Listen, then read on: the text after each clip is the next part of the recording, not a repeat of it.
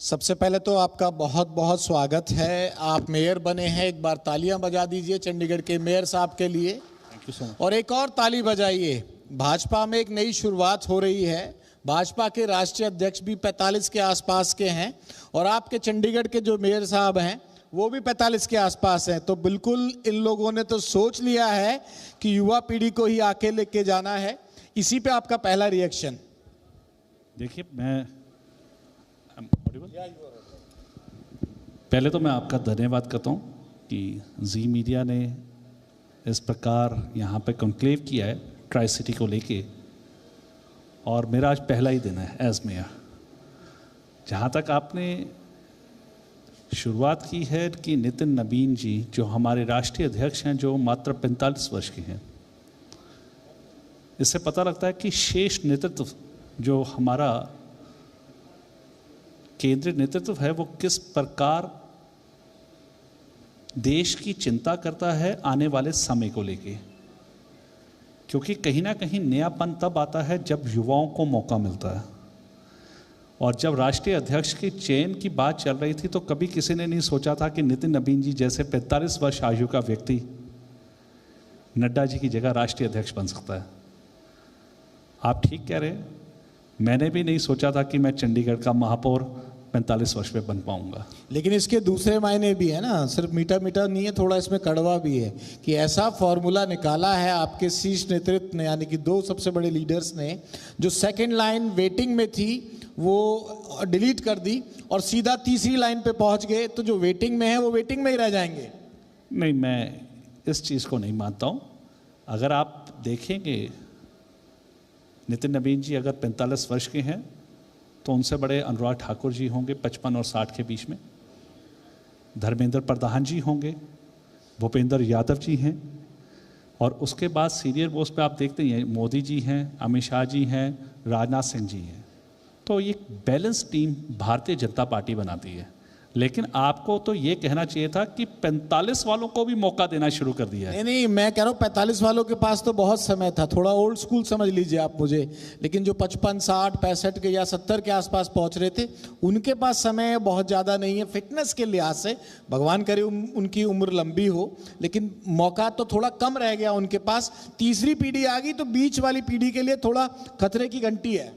मैं फिर कहता हूँ खतरे की घंटी राजनीति में होती ही नहीं है, क्योंकि आप अगर खतरे की घंटी कहेंगे तो मैं आप नाम ले सकता हूं कि नहीं ले सकता हूं किसी व्यक्ति का, तो वो तो कांग्रेस की है।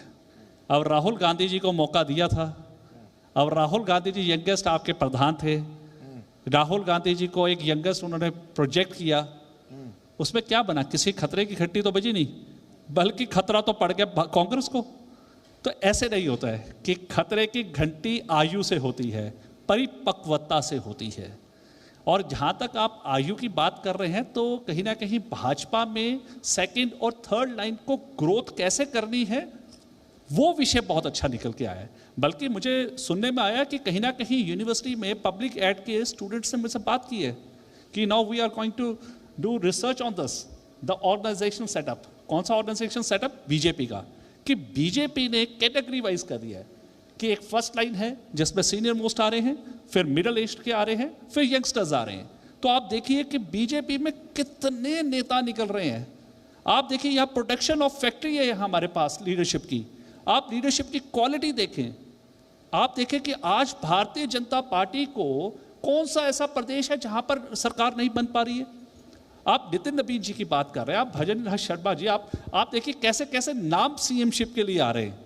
तो आप चर्चा जो विषय भारतीय जनता पार्टी में किसी को खतरा नहीं है, बल्कि भारतीय जनता पार्टी ही एक ऐसी पार्टी है जहां पे सबको जगह मिल रही है। सर ਤੁਸੀਂ ਲੀਡਰਸ਼ਿਪ ਦੀ ਗੱਲ ਕੀਤੀ, ਹਰ ਇੱਕ ਨੂੰ ਲੀਡਰਸ਼ਿਪ ਮਿਲਦੀ ਹੈ। ਤੁਸੀਂ ਮੇਅਰ ਬਣੇ ਹੋ, ਨਵੇਂ ਚੁਣੇ ਗਏ ਹੋ, ਹਾਲੇ ਕੁਝ ਹੀ ਪਲ ਕਹਿ ਲਈਏ ਹੋਏ ਨੇ, ਸ਼ੁਰੂਆਤ ਹੀ ਹੈ ਇੱਕ ਹਿਸਾਬ ਦੀ। ਕੀ ਪ੍ਰਾਇੋਰਟੀਜ਼ ਲੱਗਦੀਆਂ ਨੇ ਚੰਡੀਗੜ੍ਹ ਦੀਆਂ? ਕੀ ਤੁਹਾਡਾ ਰੋਡ ਮੈਪ ਹੈ ਇਸ ਨੂੰ ਲੈ ਕੇ? देखो जी, आज मेरा पहला दिन है। आज पहला दिन ही मैं क्या सीगा कि मैं ऑफिस च नहीं घूमा बैठांगा। I will be in field, I will be on the field basically 24/7। आज मैंने 3 गौशाला विजिट की है जो एमसी रन कर रही है। वहाँ पे मेरे साथ मेरे कमिश्नर और मेरी सारी टीम विजिट किया। तो विजिट करने के बाद जो वहाँ कमी नज़र आई हमने उसको दूर करने के लिए कहा। लेकिन वहाँ पे एक बात मेरे सामने आई कि वहाँ पर जो दूध मिलता है स्ट्रे कैटल्स का, तो मैंने उनको इंस्ट्रक्शंस दी हैं, आज ही कल न्यूज़ में भी आ जाएगा, कि वो जो दूध है वो अनाथालय और ओल्ड एज होम जितने भी हैं हमारे चंडीगढ़ में, उसमें फ्री ऑफ कॉस्ट उसको हम डिस्ट्रीब्यूट करेंगे।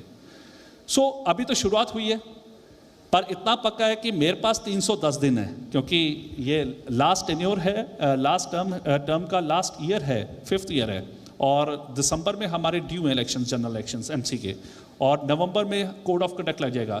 तो आई हैव गॉट 310 डेज। तो आज डे 1 की रिपोर्ट तो मैंने आपको बता दी है, लेकिन जहाँ तक रोड मैप की बात आपने कही है, तो उसमें मैं आपको सीधी सी बात कहूँगा कि नगर निगम कहा जाता है, नगर निगम। अब नगर में 3 शब्द आते हैं, न, ग, र। इसका मतलब क्या है? नल, गटर, रोड। पहले हम बेसिक सुविधाओं को तो ठीक करें। कॉरपोरेशन का काम सीमित, जहां तक उसका बुनियादी जो ढांचा है, पहले हम लोगों को वहां तक वो फैसिलिटीज तो दें। आज लोगों की रोड गली टूटी हुई हैं, सीवरेज लाइन की बुरी हालत है, पानी का आपको पता लगा होगा कई जगह पानी ठीक सप्लाई नहीं हो पा रहा था, रोड्स की बुरी हालत थी, जिसके बारे में आया भी कि चंडीगढ़ में बजट की डेफिसिट हुई। जैसे पिछली आम आदमी पार्टी के जो मेयर आगे थे, उस टाइम हमारे बजट का बहुत बुरा हाल हुआ और हमारा काम रुक गया। लेकिन अब हमारे पास पैसा आया। अब मेरी प्रायोरिटीज में सबसे पहले है कि ये 3 बेसिक एमिनिटीज जो नगर निगम से बनती है, नल, गटर, रोड, इसको ठीक करना। बेसिक एमिनिटीज हम पहले लोगों को दें। अब बड़े बड़े प्रोजेक्ट्स। सर, एक क्वेश्चन है मेरा, क्योंकि 7-8 ਵਾਰ ਬੀਜੇਪੀ ਦਾ ਹੀ ਮੇਅਰ ਰਿਹਾ ਹੈ, ਸਿਰਫ ਇੱਕ ਵਾਰ ਆਮ ਆਦਮੀ ਪਾਰਟੀ ਦਾ ਬਣਿਆ, ਕਿ ਉਦੋਂ ਤੱਕ 7-8 ਸਾਲਾਂ ਦੇ ਵਿੱਚ ਇਹ ਰੋਡ ਦੀ, ਸੀਵਰੇਜ ਦੀ ਪ੍ਰੋਬਲਮ ਸੋਲਵ ਹੀ ਨਹੀਂ ਹੋਈ ਹਾਲੇ ਤੱਕ।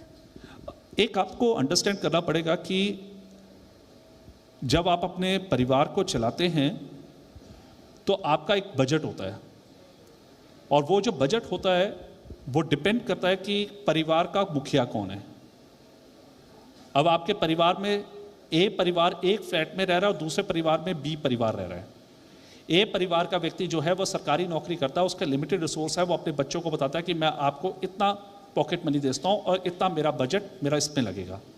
अब दूसरा व्यक्ति आप समझे व्यवसाय करता है अपना, लेकिन वो अपने परिवार को सीरियसली नहीं लेता है, और उनको कुछ ऐसे शौक हैं, वो अपने शौक पहले पूरे करते हैं और दूसरों के नहीं करते हैं, परिवार वालों के। तो आप बताइए कौन सा परिवार तरक्की करेगा? सो मेरा मानना है कि चंडीगढ़ में जो कमियां हम गिन रहे हैं वो इस कारण नहीं है, इस कारण है कि हम चंडीगढ़ को हमेशा बुरा मानते रहे कि चंडीगढ़ बहुत खराब हो चुका है। चंडीगढ़ अभी कभी खराब नहीं हुआ है, चंडीगढ़ को देखने के तरीके में खराबी आ चुकी है। आज मैं कहता हूं 1996 दिसंबर में जब चंडीगढ़ बना था, तब वहां पर मात्र 5 हमारी ग्रीन बेल्ट्स थी। आज 100 से ऊपर जा चुके हैं हम लोग। हमारे पास एसटीपीज नहीं थे, आज हमारे पास एसटीपीज का प्रॉपर 100% एफ्लुएंट निकल रहा है। हमारे पास रोड इंफ्रास्ट्रक्चर का बुरा हाल था, V3, V4, V5, V6, V7 तक हमने बना दिया। अब V7 क्या होता है? जो आप साइकिलिंग ट्रैक देख रहे हैं, क्या 1996 में साइकिलिंग ट्रैक था? नहीं था। और आप 96 में आए तो मात्र 4 से लेके 6 लाख की पॉपुलेशन थी। आज कितनी पॉपुलेशन हो चुकी है? 12-15 लाख हो चुकी है।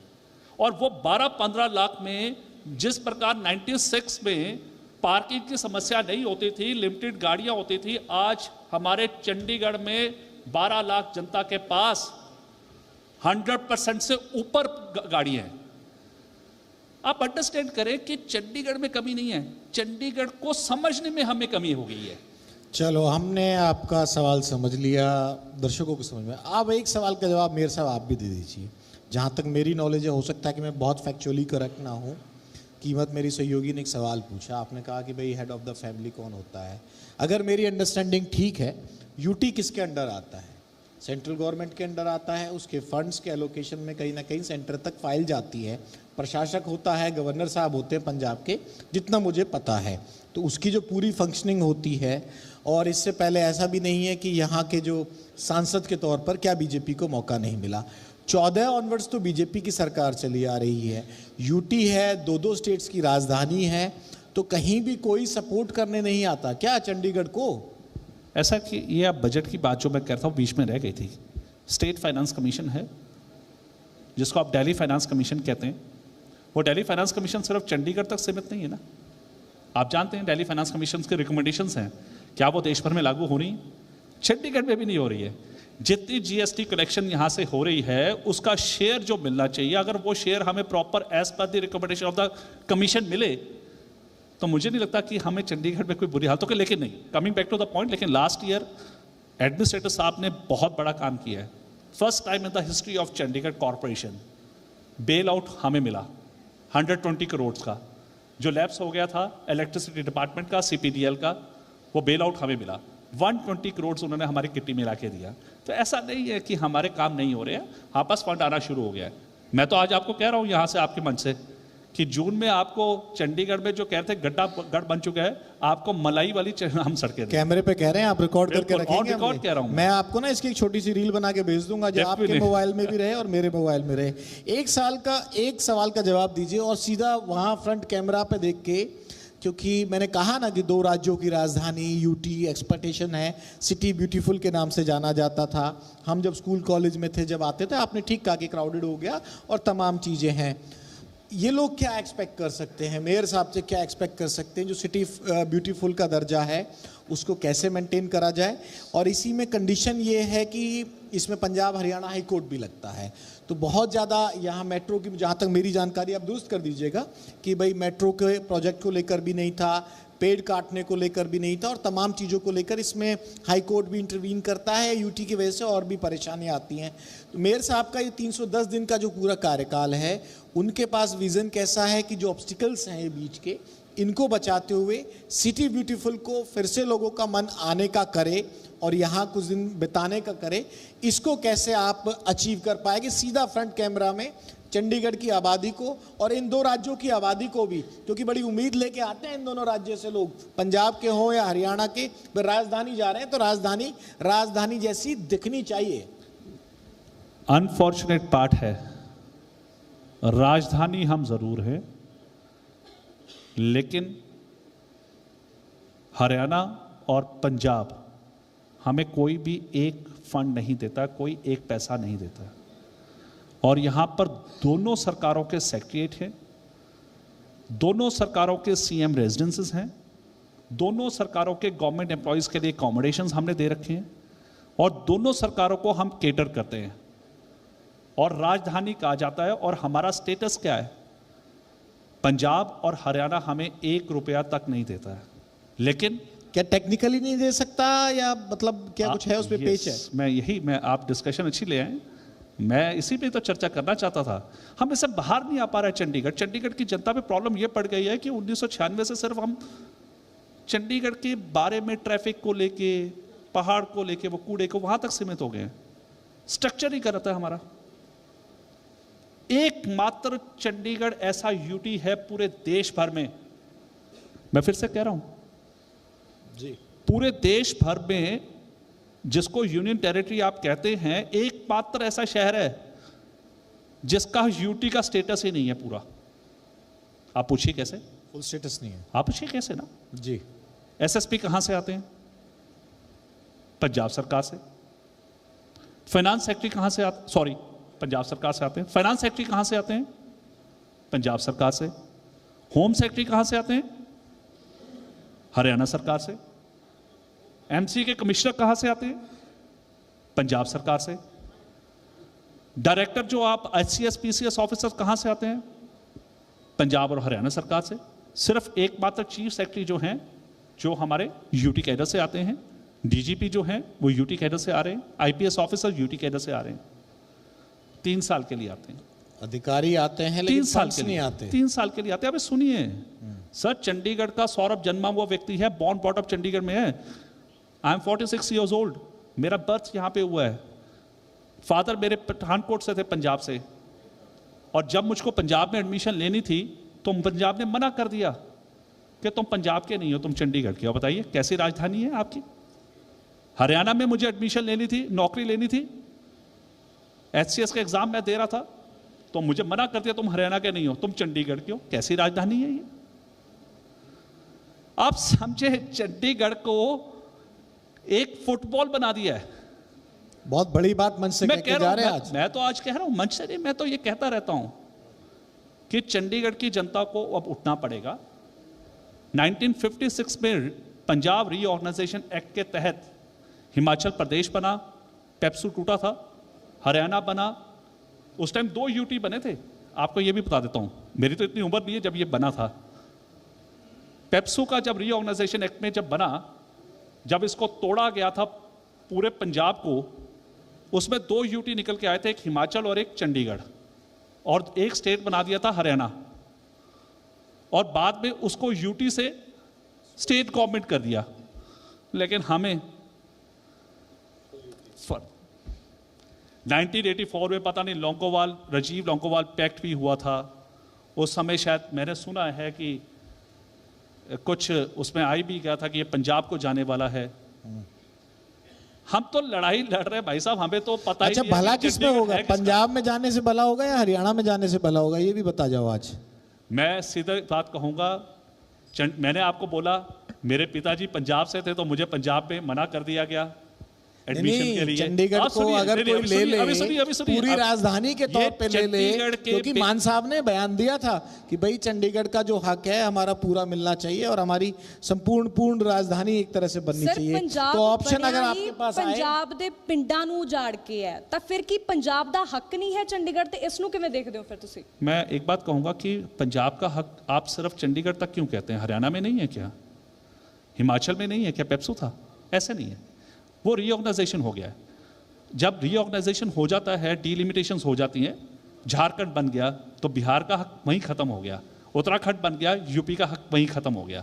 ऐसे नहीं होता है, उजाड़ के नहीं बनाया जाता, लैंड एक्विजिशंस होती हैं, एक्वायर किया जाता है, जमीन का मुआवजा दिया जाता है। न्यू चंडीगढ़ जो बना है उसको मुल्लापुर के जितने भी किसान थे उन लोगों को मुआवजा मिलता है, पर हाँ मुआवजा भी गलत मिलता है उनको लैंड पूलिंग की पॉलिसी नहीं देते। आप बहुत चर्चा मेरी बहुत बड़ी हो जाएगी भाई साहब, मैं आपको बड़ा क्लियर कर रहा हूँ, आई will be on the Chandigarh only.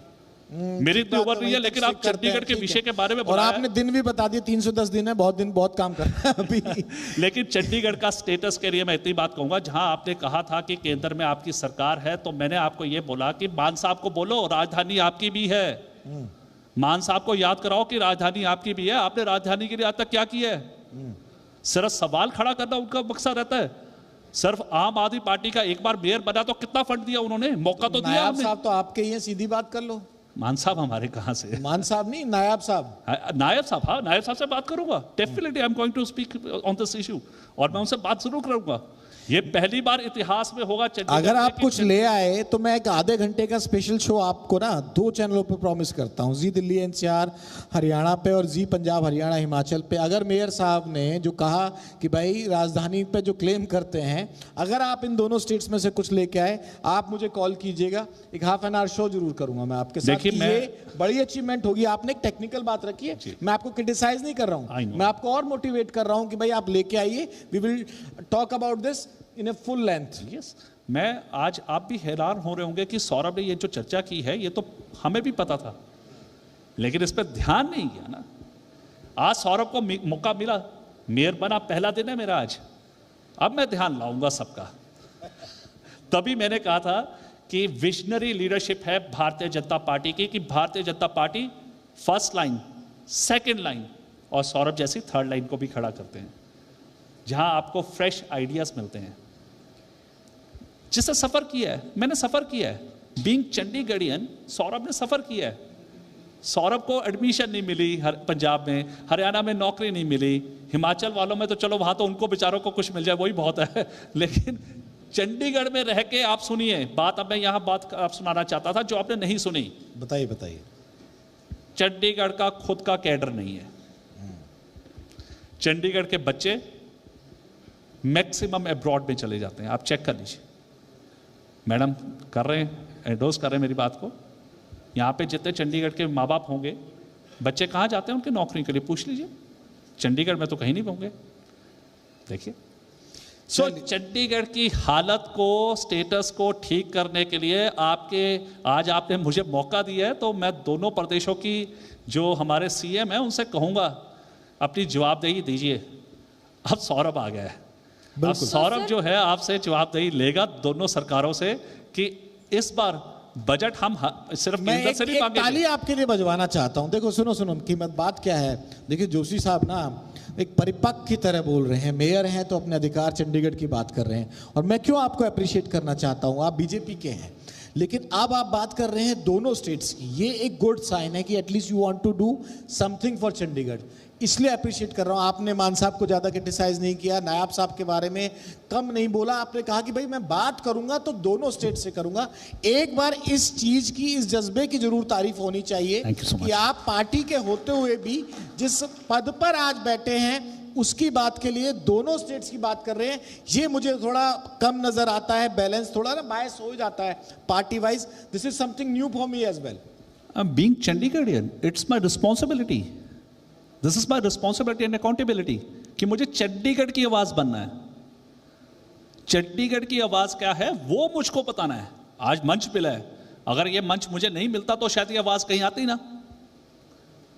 आज पंजाब और हरियाणा चंडीगढ़ के लिए आप जो कह रहे हैं उजाड़ा है, तो उनसे पूछो 1956 से आज तक 1 रुपया क्या दिया है। सरकारी बिल्डिंग्स की रिपेयर तक हम लोग करते हैं उनके जितने अकोमोडेशंस, मैं आज आपको बता रहा हूं जितने उनके गवर्नमेंट अकोमोडेशंस है, एक तो मेरा ही वार्ड है सेक्टर 24 में जाएं आपको सारे गवर्नमेंट अकोमोडेशंस मिलेंगे, हरियाणा का भी, पंजाब का भी, यूटी का भी, सारे अकोमोडेशंस के जहां सड़कें बन रही है वो कौन दे रहा है, उनको पानी कौन दे रहा है, उनको जगह कौन दे रहा है। प्रॉपर्टी टैक्स सिर्फ चंडीगढ़ के लोग देंगे। भाई पंजाब और हरियाणा के लोगों ने यहां पे जितने ऑफिस और जो घर बना रखे हैं, गवर्नमेंट अकोमोडेशन बना रखे हैं, वो क्यों नहीं देते हैं। सिर्फ टैक्स का बोझ मेरे चंडीगढ़ वासियों पर क्यों चलेगा। कीमत आपका एक सवाल हो तो आप लीजिए, फिर मैं लास्ट एक सवाल जरूर पूछूंगा आपसे। ਬਿਲਕੁਲ ਸਰ, ਮੈਂ ਪੁੱਛਣਾ ਚਾਹੂੰਗੀ ਕਿ ਹੁਣ ਡਬਲ ਇੰਜਨ ਦੀ ਸਰਕਾਰ ਹੈ ਚੰਡੀਗੜ੍ਹ ਦੇ ਵਿੱਚ, ਕਹਿ ਲਈਏ ਇੱਕ ਛੋਟੀ ਸਰਕਾਰ ਬਣ ਗਈ ਹੈ, ਇਸ ਦਾ ਕੀ ਫਾਇਦਾ ਹੋਵੇਗਾ। ਜਿਹੜੀਆਂ ਮੁਸ਼ਕਲਾਂ ਕੀ ਤੁਸੀਂ ਦੇਖੀਆਂ ਨੇ ਕੀ ਉਹ ਹੁਣ ਹੋਰ ਵੀ ਚੰਡੀਗੜ੍ਹ ਵਾਲੇ ਦੇਖਣਗੇ, ਜਾਂ ਕੀ ਕਹਿ ਲਈਏ ਕਿ ਚੈਲੰਜਸ ਨੇ, ਕੀ ਫਾਇਦੇ ਹੋਣਗੇ ਅੱਗੇ ਲੋਕਾਂ ਨੂੰ ਚੰਡੀਗੜ੍ਹ ਦਿਆਂ ਨੂੰ। अनफॉर्चुनेट पार्ट है कि इधर ट्रिपल इंजन होना चाहिए था। वो ट्रिपल वाला जो व्यक्ति है वो प्रश्नजीवी बन गए हैं। सांसद की बात कर, हाँ जी बिल्कुल, मेरे वो प्रश्नजीवी सांसद जी, वो भाई प्रश्न वहाँ एमपी में लगाते हैं, वहाँ मेंबर ऑफ पार्लियामेंट जाके पूछते हैं जी मुझे बताया जाए हाउसिंग बोर्ड में क्यों नहीं स्टेटस मिल सकता है जी, वहाँ पे हाउसिंग बोर्ड को नोटिस क्यों दिया एमपी जाता फंड से तो कुछ है मिल एफआईआर सकता को है। लेके। एमपी फंड से तो कुछ मिल सकता है। मैं बड़ा अनफॉर्चुनेट पार्ट है कि उन्होंने आज तक जो भी लगाया है एमपी फंड, वो उन्होंने सिर्फ कांग्रेस के कैंडिडेट्स और आम आदमी पार्टी के लिए लगाया है, वो भी बायस्ड हैं पार्षदों के जो हाँ जी। एरिया पड़ते हैं। आप बताएं जब से वो एमपी बने हैं शहर की सड़कों की बुरी हालत है या नहीं है, 2024 से लेके अभी तक है या नहीं है। तो आपके सांसद जो हैं कांग्रेस और आम आदमी पार्टी के मनीष तिवारी जी ने, उनसे पूछिए कि उन्होंने कौन सा एमपी लेड फंड लगाया जी सड़कों पर। दोनों पार्टी के थोड़े एक ही के तो हैं वो। भाई साहब वो इंडिया लाइन से बने थे, अच्छा, वो इंडिया लाइन से बने थे और इस बार भी वो अलायंस करवाना हाँ, चाहते उस समय इंडिया अलायंस था वो। हाँ, मैं अभी ये वाली बात करने ही वाला था, यही से जुड़ा हुआ सवाल है कि इस बार क्या हुआ। पहले बात चल रही थी अलायंस की दोनों पार्टियों की, वो नहीं हुई, और उसके अलावा इस बार ऐसा क्या मूल मंत्र फेंका आपने जोशी साहब। आपकी किस्मत थी, आपके समीकरण बहुत अच्छे थे। पिछली बार तो मामला कोर्ट तक पहुंच गया था, सीसीटीवी जारी हो गई थी, और इस बार इतना स्मूथली निकल गया। हाथ खड़े करवाए जी, तीनों पद पे आराम से हो गया, कोई हल्ला नहीं, कोई कुछ नहीं, कोई सीसीटीवी नहीं, कोई कोर्ट तक की मार नहीं। इस बार क्या मंत्र चला दिया कि सब स्मूथली निकल गया। पारदर्शिता, भाजपा की सरकार ने पारदर्शिता का साथ दिया। पिछली बार आरोप भी आप लोगों पे, जो आरोप लगे, जो गलत हुआ वो गलत हुआ, और जो न्यायालय ने किया वो ठीक किया, सीधी सी बात। और जो पारदर्शिता है कि लोगों को भी पता लगे कि जो वोट हमने शो ऑफ हैंड्स के थ्रू किया है, उसके कारण आपके सामने है कि भारतीय जनता पार्टी की तीनों सीटें आ गई, तो ठग बंधन कहीं ना कहीं खत्म हुआ। बहुत बहुत शुक्रिया जोशी साहब आपका, और Thank you आपको so बहुत शुभकामनाएं। उम्मीद करते हैं कि आपने, मैं 2-3 चीज़ों को लेकर जरूर आपकी तारीफ कर रहा था कि आपने पार्टी को बैलेंस लेके दिखा, लेकिन निश्चित रहिए मैं थोड़ा पीछा छोड़ता नहीं हूँ, मैं थोड़ा दूसरे टाइप का जर्नलिस्ट हूँ। ये सारी चीज़ें रिकॉर्ड में रहेंगी, क्योंकि चंडीगढ़ मेरा आना जाना भी होता है, पंजाब के नाते भी, हरियाणा के नाते भी। तो हो सकता है 100 दिन के बाद, 150 दिन के बाद कभी मेरा कोई फ़ोन आपको आ जाए, हाँ जी सर ठीक है ना, सब कुछ हुआ आगे की तरफ, तो be ready for that. Always welcome sir. बहुत बहुत शुक्रिया सर मंच पे आने के लिए।